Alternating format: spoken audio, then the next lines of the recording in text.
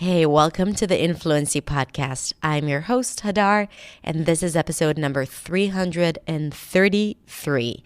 In this episode, I'm going to share with you a conversation I had with Chris and Nick, two English teachers, about culture, identity, and language. We recorded this episode in 2020, and I thought it would be a good idea to bring this conversation back and share it with you here on this podcast. I hope you enjoy it.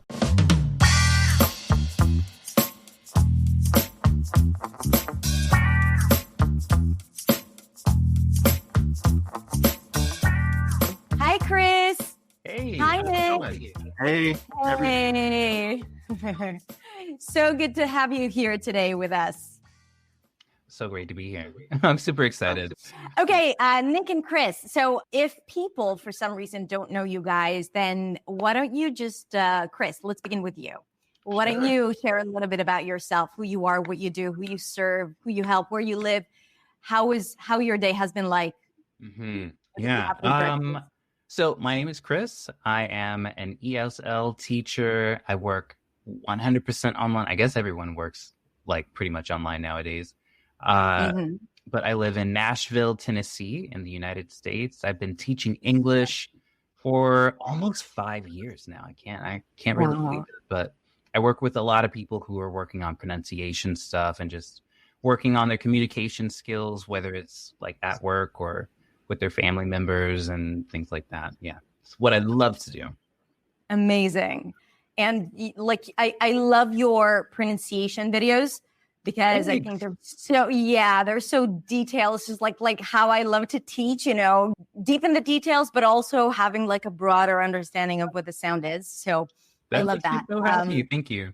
Yeah. And you have a YouTube channel and an Instagram account, right? If you want to follow these guys, and you should, then you can go to Language with Chris on Instagram and ESL Teacher Nick on Instagram as well. Yelena says, I love your pronunciation videos. Thank you, Yelena. Okay. So sweet. All right, Nick. Hey, everyone. So my name is Nick. I am from Toronto, Canada. I am a primary, junior, intermediate teacher. I've been doing it for about 5 or 6 years.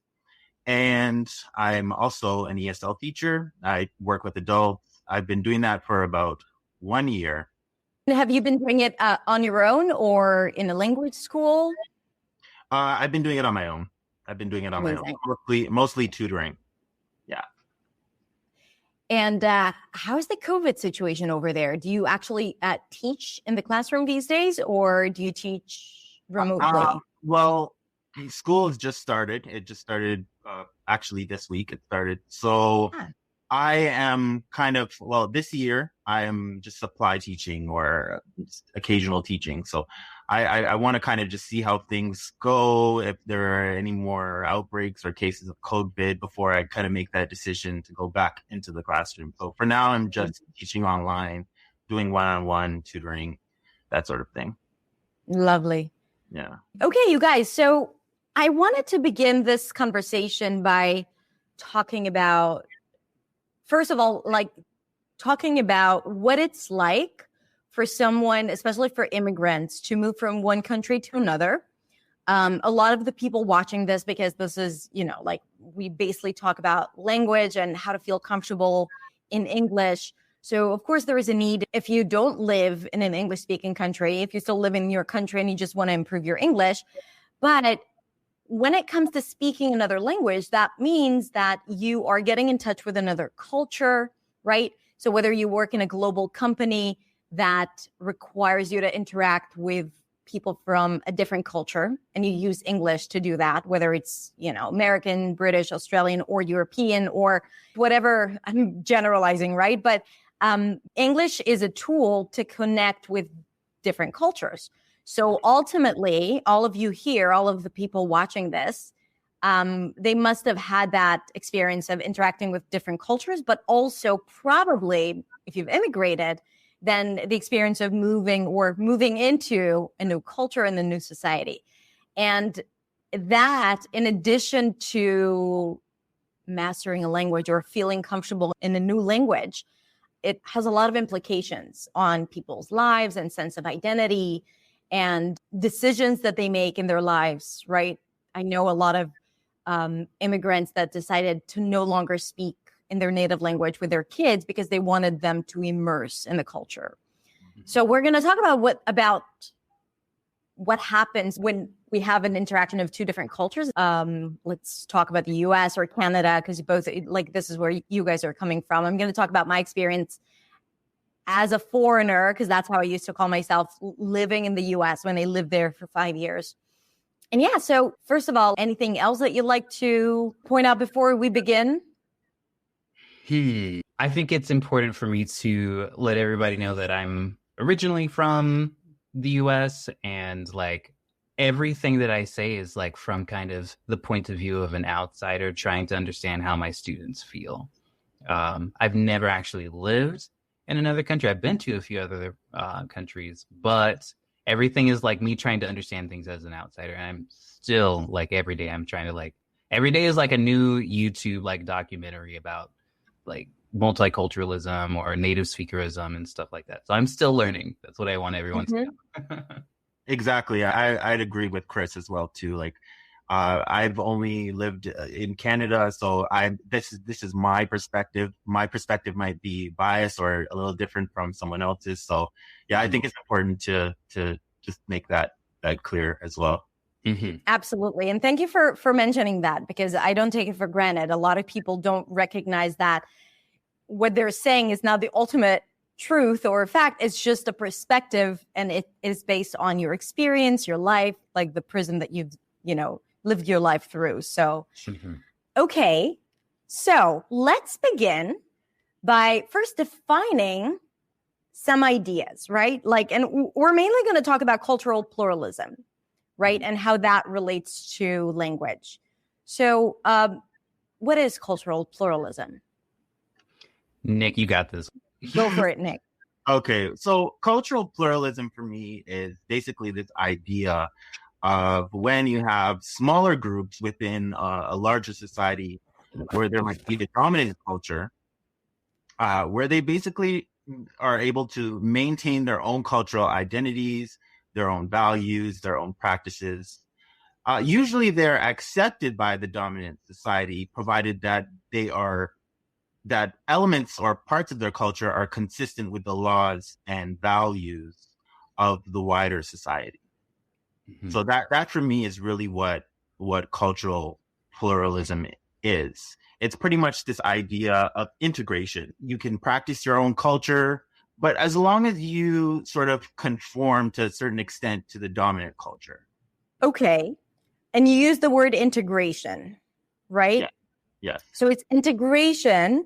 If we're talking about cultural pluralism, which is, something that probably we want to strive for, maybe not everyone. And we're going to talk about immigrants. And I can tell you from my own personal experience that I did not want integration when I lived in the US. I wanted full-on assimilation, right? I was 20. I moved to the US. This is why I sound like I sound, because I wanted to lose the identity that I had, which is of a non-American, right? Mm-hmm. An Israeli.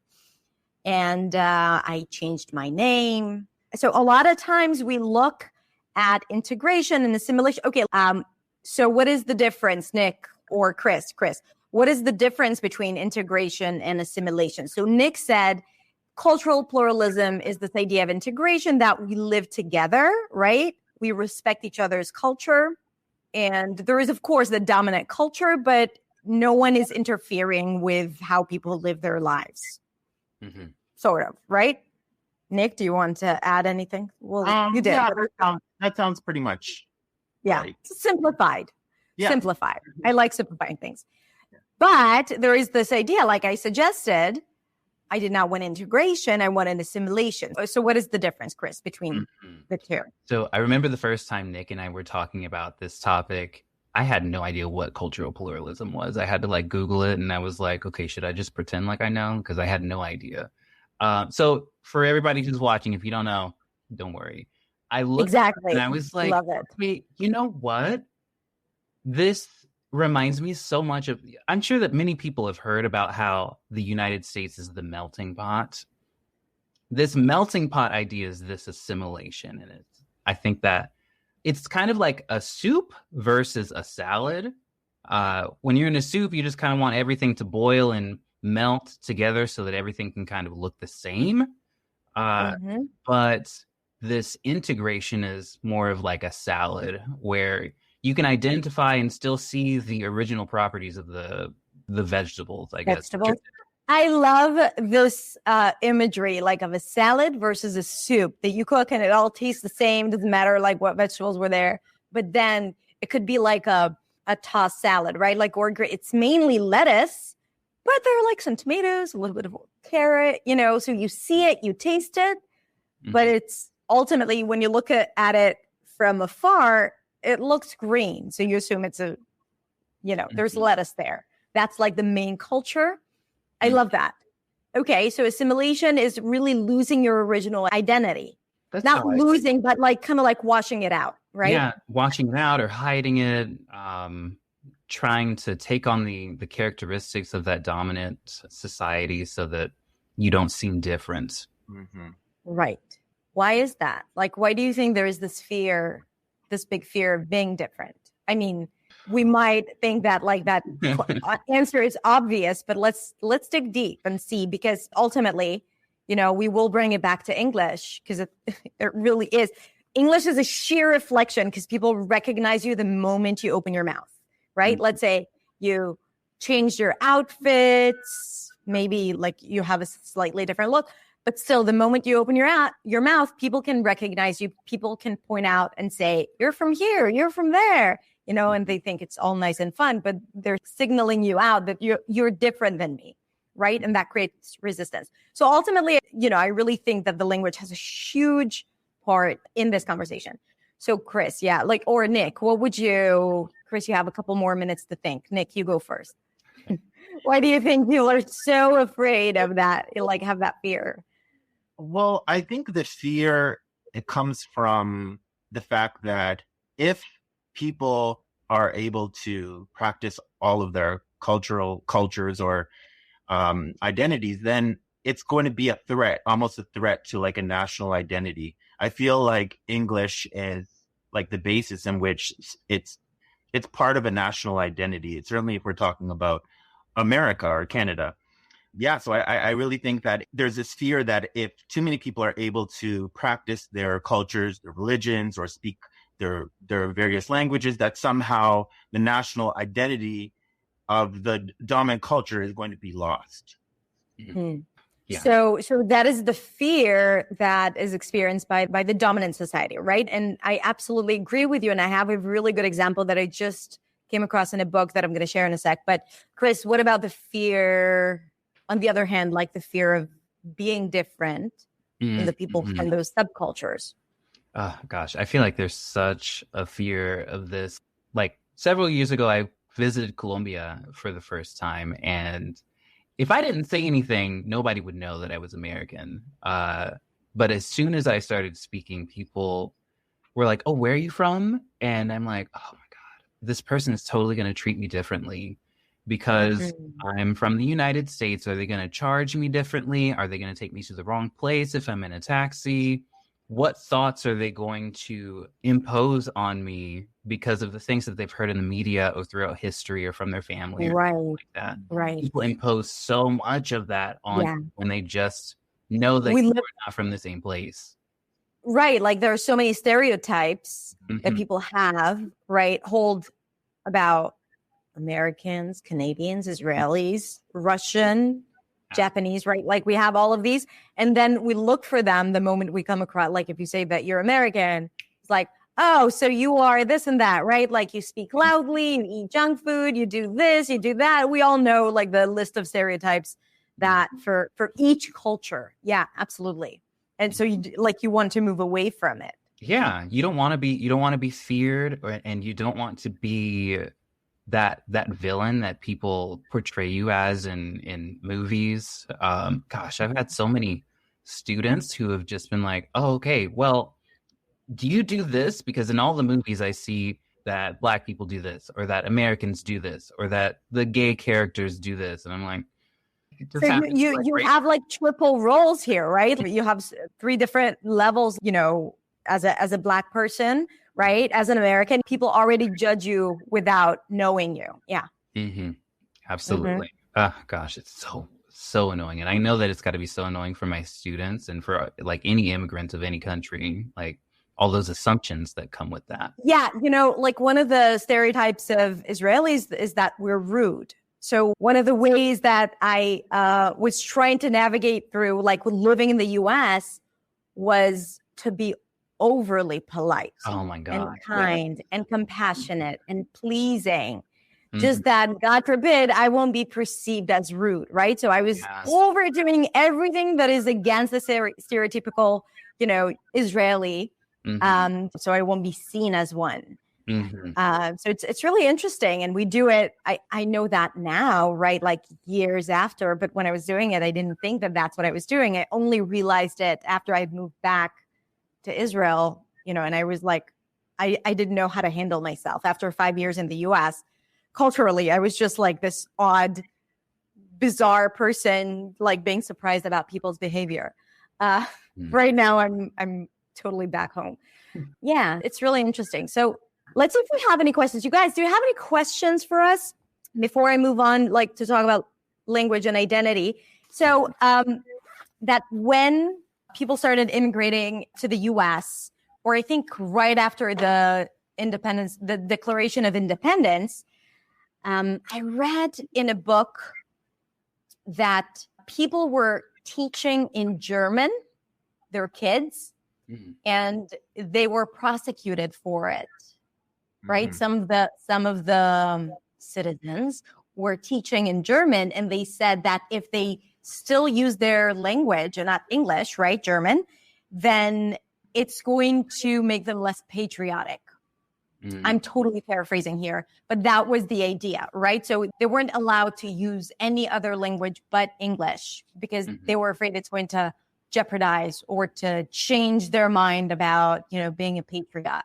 So it's exactly, Nick, what you said about that fear and I can also share with you, I live in Israel and we have a very complex identity because of the conflict between Arabs and Israelis. And so Hebrew is the dominant language, but Arabic, right? Like it has become political how much you use Arabic. Now, to my opinion, Arabic should be taught in schools because, we have a lot of Arab Israeli citizens and it's ridiculous that we don't speak the language, right? That's not the language that we're taught in school. You can choose between Arabic and French, and I learned Arabic and it wasn't even it was literary Arabic. So no one really speaks that, right? So it was just for me to be able to read books or whatever. And I can see that the bigger the conflict is, Arabic loses its place more and more, right? Like on street posts, in schools, right? Like it's not like an official language anymore, which is crazy to think about it. So language is being used to see how cultures are positioned in the society. So language is really very much connected to this whole discussion. Let's see what are the someone was asking a really good question with it. Okay. What is a national identity anyway? Interesting. What is a national identity? And do you want to take a stab at it? Do you have any? I think Nick and I were talking about this the day before yesterday a little bit. Remember when we were talking about the difference between nationality and ethnicity? You're talking about race and ethnicity. Race and ethnicity, right? Yeah. So we can bring national identity to the party here. So yeah, why not? So let's talk about it. Actually, let's talk about the difference between the 3: national identity, race, and ethnicity. I think it's so popular to use these that if we think about it, a lot of people don't even know what that means anymore, right? Okay, so how did you guys define it in that conversation? I always have trouble defining like ethnicity versus race, but when we were talking about it, I was saying like, okay, remember the conflict between the Hutus and the Tutsis in Rwanda. I believe it was Rwanda. Depending on like the wars that were being fought, you might be on one side of the border or the other side of the border, depending on how they split up the country. But at the end of the day, you're still going to come from this lineage of a people group. For me, that lineage is more of an ethnicity. But I have not. It's okay, no, because I added some stuff. So I added the conversation about ethnicity and race and this national identity. Nick, what do you think? Well, when we were talking about race and ethnicity, Chris, we were both kind of like in disagreement, because we were in disagreement, but we also agreed on certain things. So it was interesting. For me, race is like your biological characteristics or your traits, like your skin color, or maybe your hair, your eye color, your features, your physical features. Where ethnicity, I feel like ethnicity is more about your language and more of the culture, the more cultural elements, the way that you think about certain things, physically, how you might present yourself. So I feel like they're very similar. They're very related, especially in how they are encoded within culture. And I feel like a lot of times people use race to sort of try and identify, okay, you're part of my group. You know, I look at you, you look sort of like me.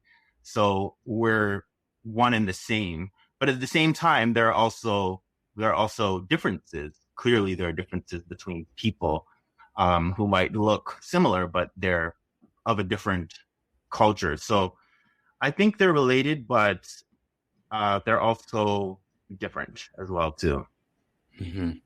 I think that a lot of the time when we were also talking about how a lot of the time we will see other people here in the United States or in North America in general. And if we see someone who doesn't look like us, or someone and we can't like identify them or put them in this box, so many people, I've done this too before, where people will just be like, what are you? That question is so problematic. Like, what are you? It's just so like kind of dehumanizing. Like a human? Yeah. Like, how do you even answer that? Yeah. Right. So people want to know so that they can put you in this box and then put those stereotypes onto you, those thoughts like, oh, okay, this person is originally from South Africa. Okay. All right. So South African people in my mind do this. All right. Now I think I know more about your family and what you do on a regular basis, etc. And yeah, that's that's so problematic. But it's something people do all the time. I catch myself doing it sometimes, and I'm like you have to tell yourself a story, and you have to have answers in your brain. Like our brain always asks questions, right? When we are introduced, you want to know how close you are to the other person or not, like whether it's done consciously or subconsciously. So I think asking someone like, you have an accent, where you're from, or what are you? You know, where are you from in terms of country, like what country are you from, right? So for me, it's like I'm Middle Eastern, but I'm Israeli. It's very complicated. What is my national identity? Going back to national identity. So I'm Israeli. I associate that's what it says on my passport. Right. But also in Israel, we have several ethnicities, right? My parents were born in the Middle East. My dad is from Iraq and my mom is from Libya, right? So I see myself more as Middle Eastern in terms of my ethnicity, right? And I'm Jewish.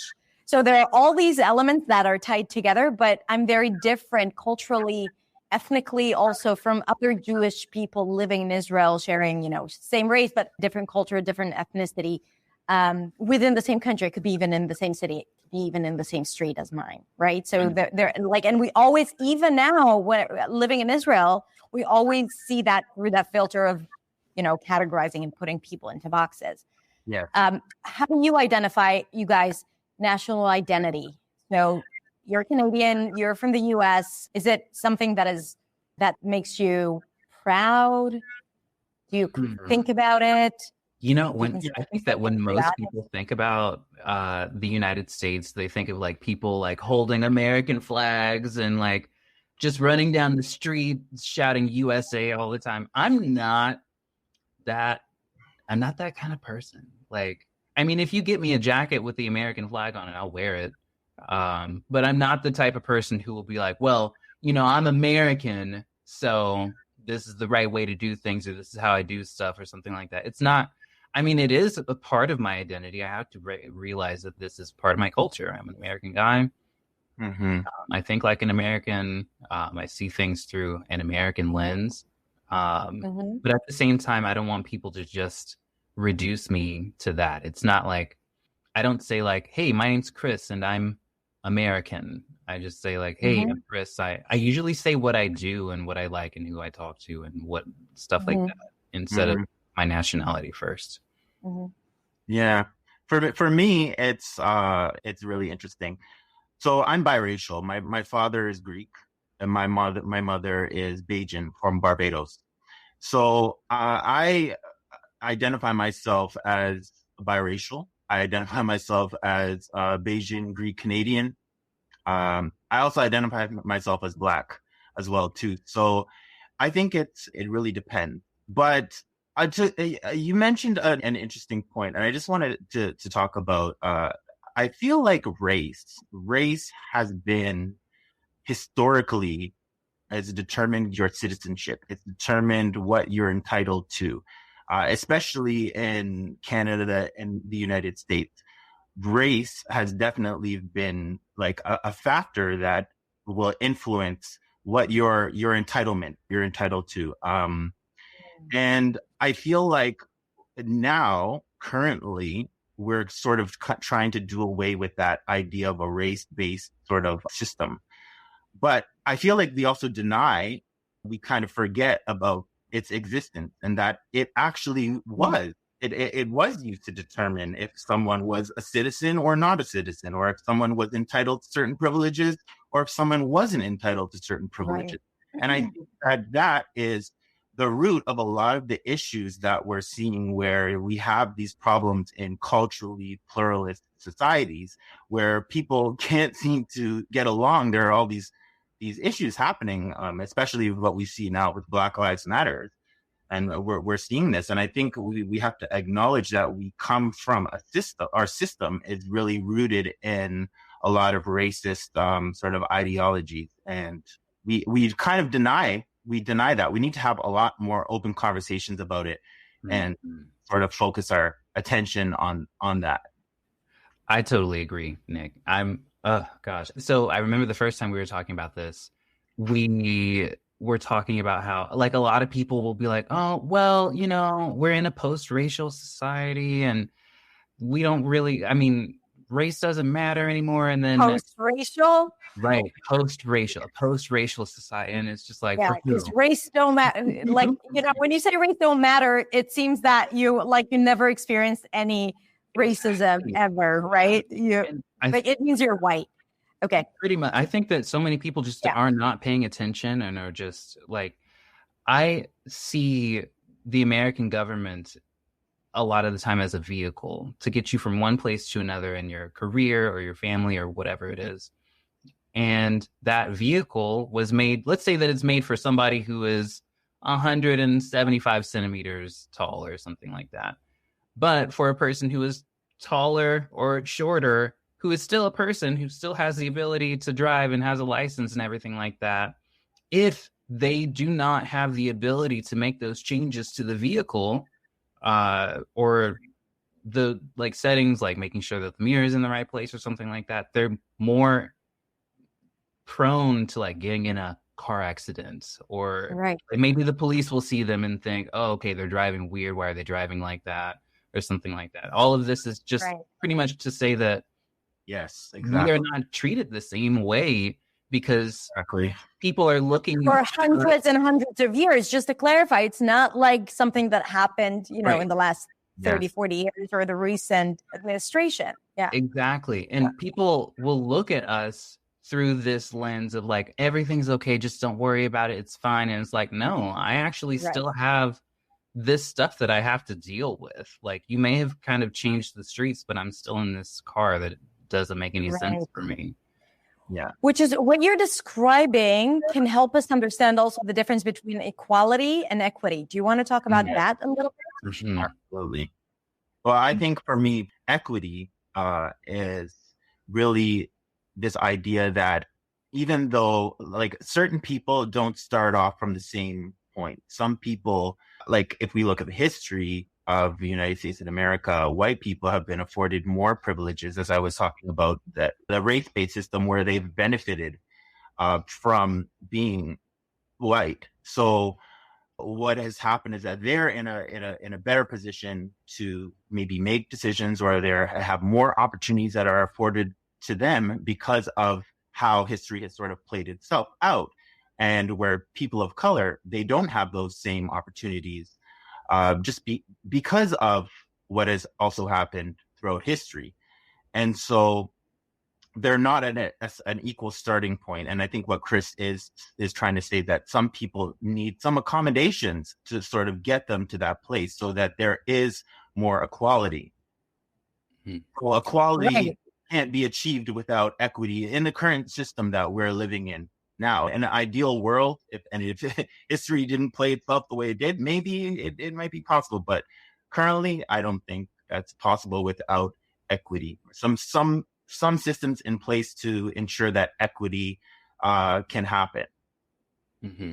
Right, because a lot of people expect, okay, because now according to the law, there is equality. So some people expect, okay, you have the same rights as I do. Why don't you, go ahead and make it out in the world, right? And it's like we have equal rights. But it's not fair because if we look back, years and years and hundreds of years back, like we need equity to make sure that exactly what you said, we have equality. And I think that sometimes people who have privilege, they don't realize that because they only look at it from their own perspective. It happens all the time. Yeah, absolutely. I think that there's so many people, like, I guess kind of going back to this thing that we were talking about before, that see this equity as kind of a threat. They're like, oh, well, this other person is going to receive more benefits or more attention from the government than I will. And what about me? I worked for what I have and things like that. But they don't take into account the historical ramifications of just everything that has happened to like, at least here in the United States, people are like, oh, well, I got a good job and I live in a nice neighborhood. Why can't you? And it's like, well, because for hundreds of years, like all these terrible things happened. And just recently, I'm just now starting to be able to see what I can get to. Right. And not even to mention, all the psychological barriers that happen for people. It's not even just the financial, social, like all of that, the situation. It's it's imposterism and not feeling good enough because you're never, you're always expected to overperform if you have to. I think minorities, marginalized communities, non-native speakers, women, people of color, like they usually have to work harder to prove that they deserve the things that they're getting. Or even if it's just for themselves, right? Because there is that feeling of not being enough. Do you guys ever, being in the ESL industry, we always talk here about native speakerism and racism. And do you feel that, have you ever experienced racism in the English learning industry as teachers, people talking, commenting, mentioning something that you felt had to do with who you are, how you look?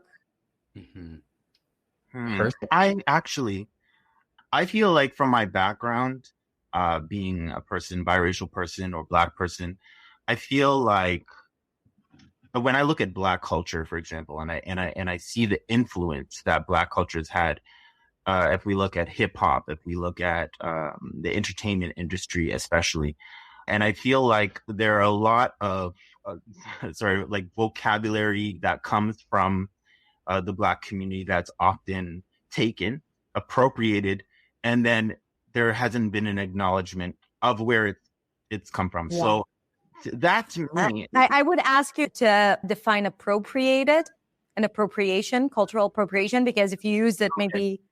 Sure. So cultural appropriation, I mean, is when someone of another ethnic group or culture takes something from one culture and then uses it to sort of promote themselves, and there's no sort of acknowledgement of where it came from.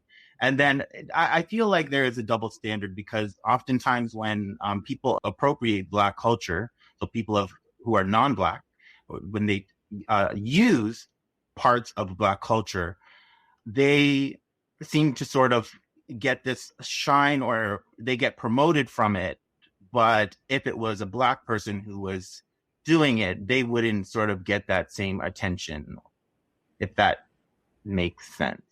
Absolutely. Right. Absolutely. And also, I think to appropriate even language, as you said, I think that you pay a price if you do that as a Black person, for example. Yes, right? You're considered less professional, or right? Less intelligent, less articulate.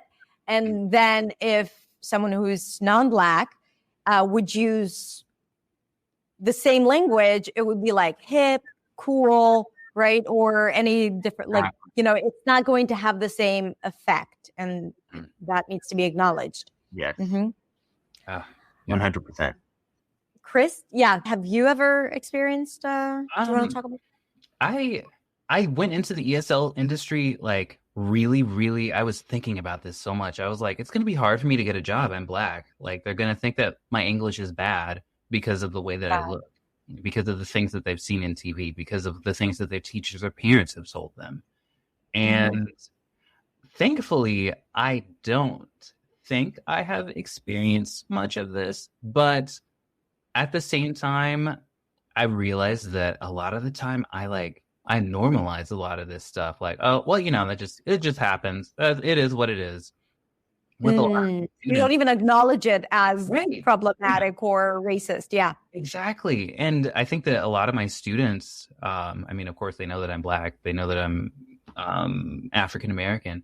And sometimes they'll bring up things like, well, that's not the right way to speak, or this is wrong, or something like that. I'm like, well, actually, in African American vernacular English, which a lot of people know as like Black English or Ebonics, it's totally fine. And it's a lot easier. You don't have to think about putting together all these like verbs and stuff. But like Nick said, it is seen as wrong. And if you speak like that in the classroom, people will think that you're less intelligent, and it's totally unfair. I'm always reminding my students, like, this is a different way of saying the same thing. You should learn what it means. You can use it if you want to, but at the same time, you have to keep in mind that if you use it that way, this is what people are probably going to think. So just be careful. Right. It's like a minefield.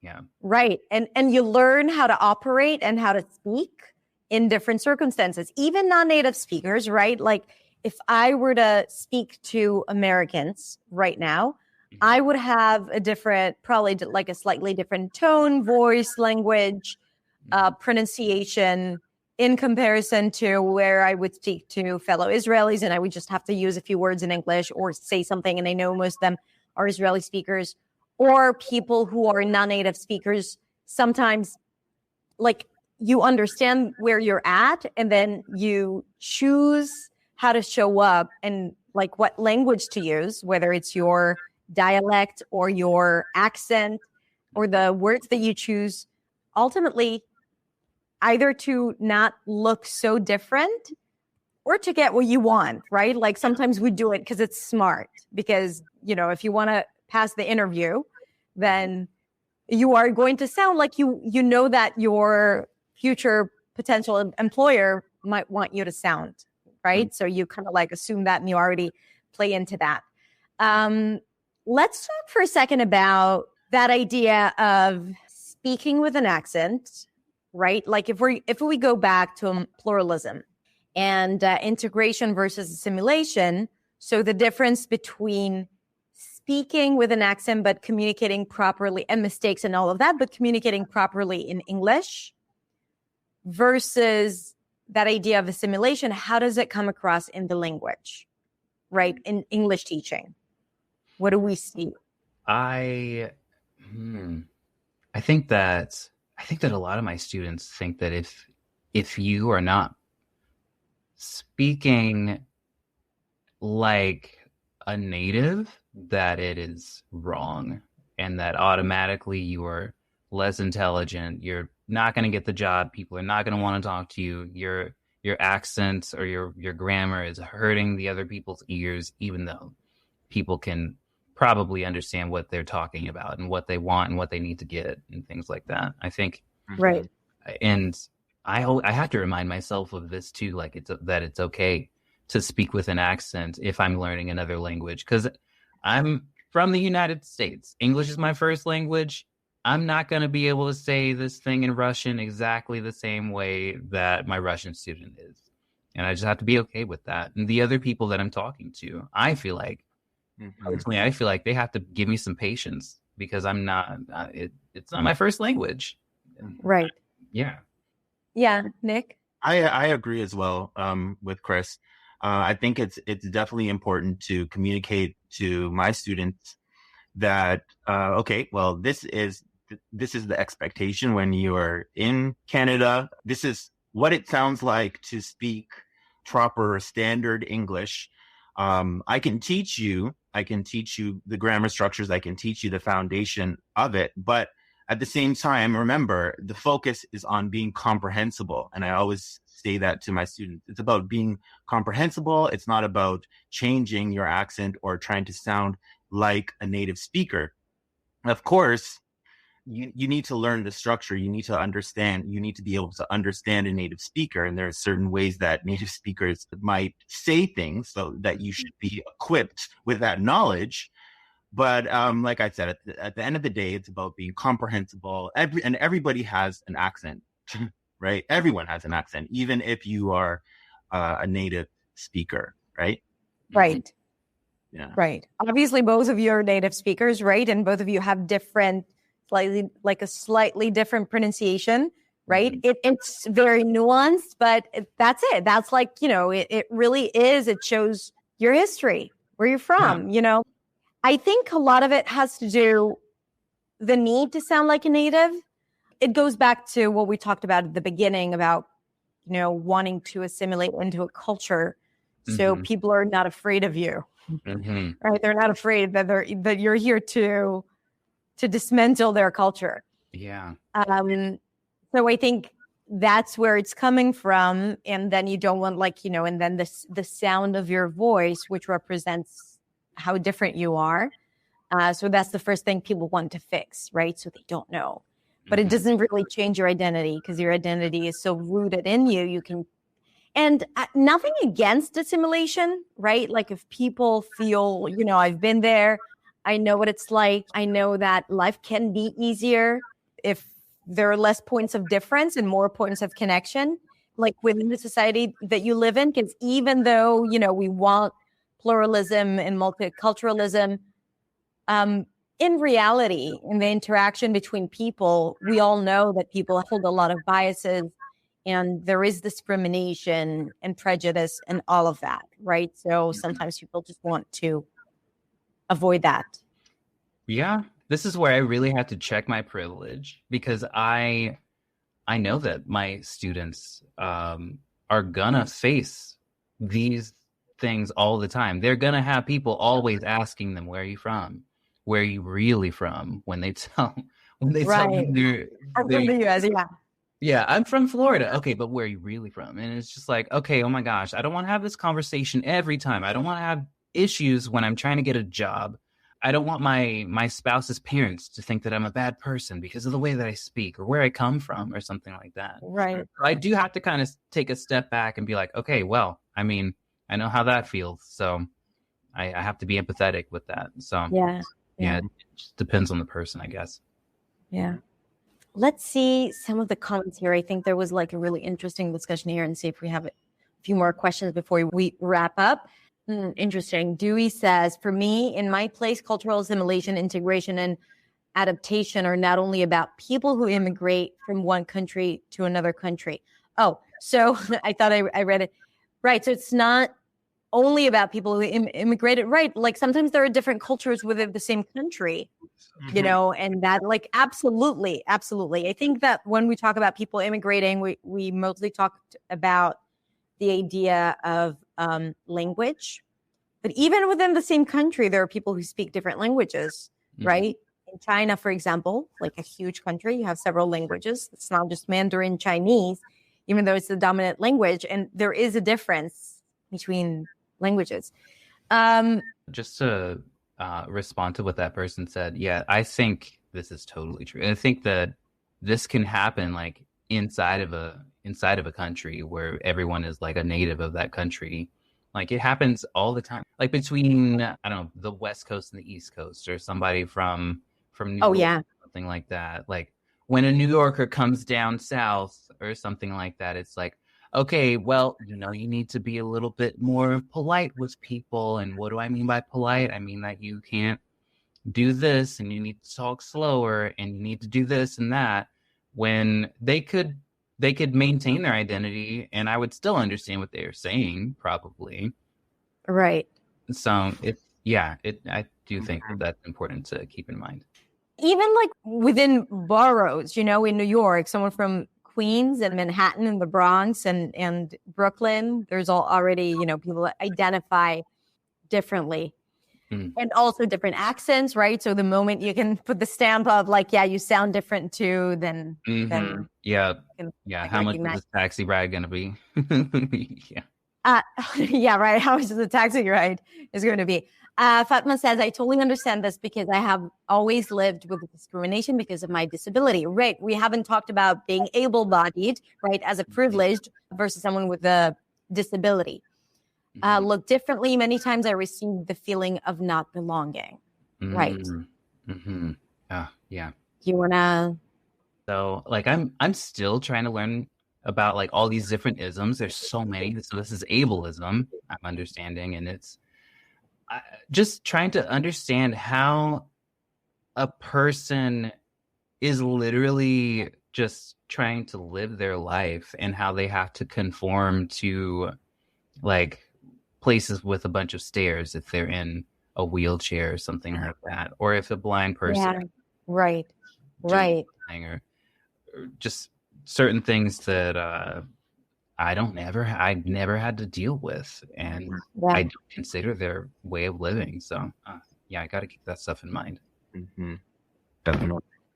Accessibility, and I think that even when we're in the classroom and we're teaching, it's really important when we're trying to create an inclusive classroom as teachers. It's really important for us to sort of check our biases and our own assumptions about what we just think would be normal. So like Chris was saying about whether or not, okay, if my student has a disability, would they even be able to access the building, or would they be able to access the space, or would they be able to engage in this exercise if there is a lot of movement, for example, that is required in the classroom? So I think as teachers, it's really important for us to always check our biases and our assumptions based on our own personal identity.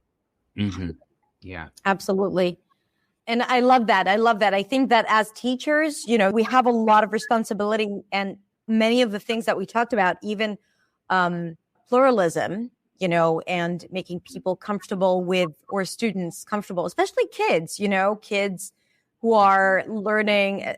If you live in a place, I'm assuming Canada is a place like in the classroom, right, Nick, where you live or where you teach, do you feel that there is diversity of different cultures? And oh yeah, absolutely. Like Toronto, I live in Toronto, Canada, so I mean it's one of the most multicultural cities on the planet. So definitely I feel like there's a lot of diversity, and within the institutions I feel like things are starting to change. I'm seeing changes. I'm seeing that there are more accountability measures to ensure that that different groups are being recognized in the classroom, and that there are accommodations that are in place, and I think that that's what we need to see more of. So I'm optimistic, and And I think also teachers really need to do a lot of their own personal work as well, too. Like you have to have that motivation to be able to say, I want to research about this issue. I want to know more about this group. So that I can educate myself, basically. Like there needs to be both. There needs to be that, and there needs to be on the part of the dominant institutions where they really need to recognize different groups and the diversity and ensure that measures that are inclusive of those groups of people. Absolutely. And I think that instead of expecting them to understand you, especially as a teacher, it is so incredibly important to know who you're speaking with, where they're coming from, to understand more that cultural difference, and to be able to understand also how your behavior may be perceived as this or that, or, understand where they're coming from, when they don't understand something, or they ask certain questions, because it's really not just about the language. It's also very cultural. I always joke about teaching English in Israel. I say, well, there is like learning English and there is learning American, which is two different languages, right? Like you can take your thoughts and translate it to English, and so you won't be understood, or it might sound too direct or offensive if you don't use the right language, right? Vocal cords or all of those. Okay, any final thoughts or anything else you want to leave our audience with, you guys? I want to encourage everybody to do your research on a people group that you don't know very much about. Like learn about their struggles, learn about the history of their country and their culture and things like that, and learn how their culture and their history is similar or different from yours. Because I don't know, if you don't do that, it makes it really, really hard to be empathetic. I think that's one of the best ways to be empathetic. Just learn something that you don't know about somebody else. Yeah. And be empathetic. Yeah, empathy, definitely. That's important.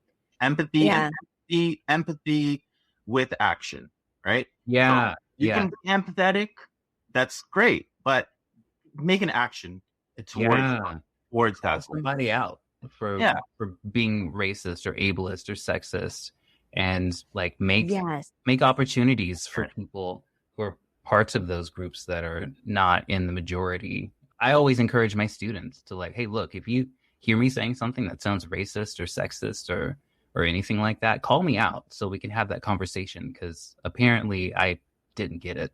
So I'm always telling them to do that. Please, let's have that they're probably tired of it by now. But even asking the question or saying that is what matters, right? Like that is taking action, because they will pay attention to what you're saying. And when they speak to other people, they will pay attention to what they're saying, whether or not they say the same thing or not. Like they say, let me know if I say something offensive, but it's going to be in their awareness, which is why it's important to say that, why we're having this conversation, and also for people to know that they deserve better if they don't feel that they're being treated properly or equally. And sometimes they're like, yeah, well, I don't deserve it because I'm not part of the dominant society. But no, it's not. That's not how it works. So it's okay for you to be a little different living in a certain place. Absolutely. Let's start encouraging these hard I think a lot of people that come here to the United States or that start learning English think, okay, well, I can't talk about politics and religion and anything that is. That's what they teach you online, like small talk, no politics, no religion, no everything. That's it. No one talks about it anymore. Right. And I understand that to a certain extent, but I feel like that holds us back from so much conversation that would help us to move forward. I'm always like, hey, look, if there's a difficult conversation, let's have it, please. Otherwise, it's going to be pretty cool. Like I get bored talking about the weather all the time. Like, I don't care. Like the sun is still out there. Okay, but or for baseball. Yeah. Oh my God. No.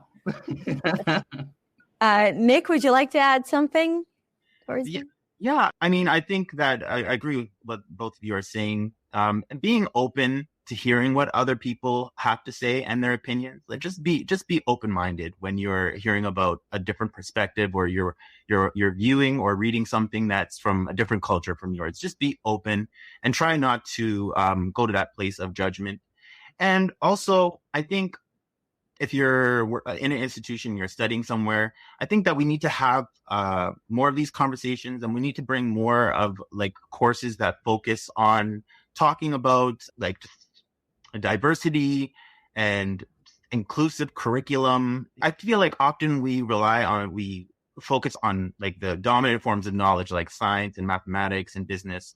But let's start getting some more of these courses. So students start requesting gender studies. Yeah, yes, absolutely. Please. I wish I had gender studies, looking at sexuality.